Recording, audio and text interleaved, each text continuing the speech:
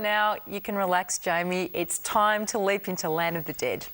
Director George Romero is hailed as the father of the modern zombie cinema, and there's good reason for it. It's like they're pretending to be alive. Isn't that what we're doing? Pretending to be alive.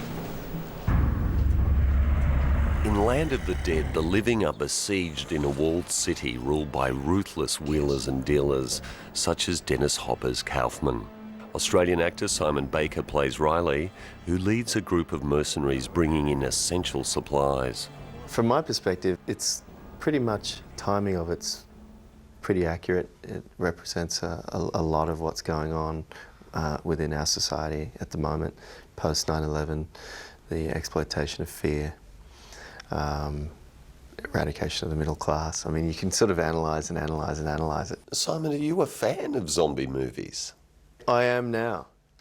I was pretty oblivious to them beforehand. That's why when my manager said it's a George Romero zombie movie, I said, I heard zombie and just went, it's not that dire.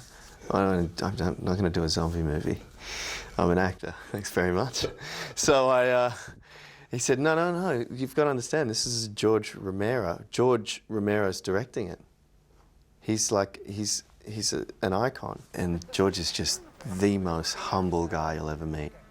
So un-Hollywood, self-effacing, shy, good sense of humour. Thank you.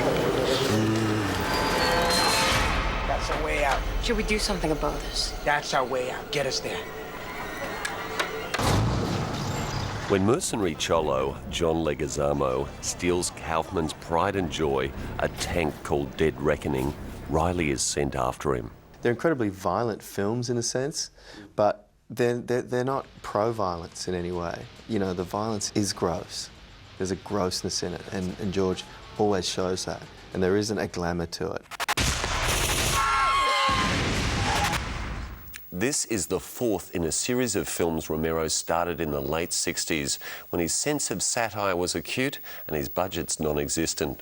But as far as I'm concerned, Land of the Dead may top them all. Uncompromisingly visceral, the film equates the modern-day threat of terror with that of The Walking Dead. Simon Baker is mesmerising as Riley the mercenary, and American icon Dennis Hopper delivers his most restrained yet hilarious performance to date. Dario Argento's daughter, Aja, adds a nice balance to Baker's Riley. Land of the Dead mirrors the times we live in with much intensity and humour. This is literally gut-wrenching cinema. How did you feel, Megan? Oh, look, I totally am on the same page as you, back. Jamie. He is back. George, he never went away. He's a great filmmaker. He's always had a lot to say, and he's always made, I think, very good films, or at least very interesting films.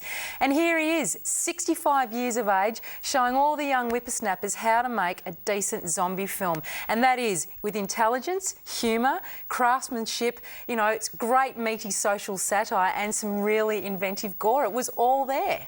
He just grows better with age, I feel, and at last he has the budget and some big-name stars to get this out to a wider audience. Yeah. I hope this takes people back who are uninitiated, like Simon was, to the original films that are so astounding. And the greatest thing about Romero to me is that these films are truly satires of the world we're living in. Well, you know, it makes mincemeat, pardon the pun, of that recent god-awful Dawn of the Dead remake, which of course was one of his films, you know. So I don't mind when we've got an old dog with a few new tricks up his sleeve. He truly encapsulates the independent spirit of cinema.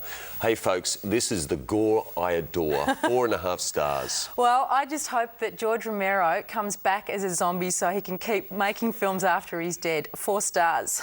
Land of the Dead awakens nationally tomorrow. Toward the city. They'll never get across the river. I wouldn't be so sure. Learning how to work together.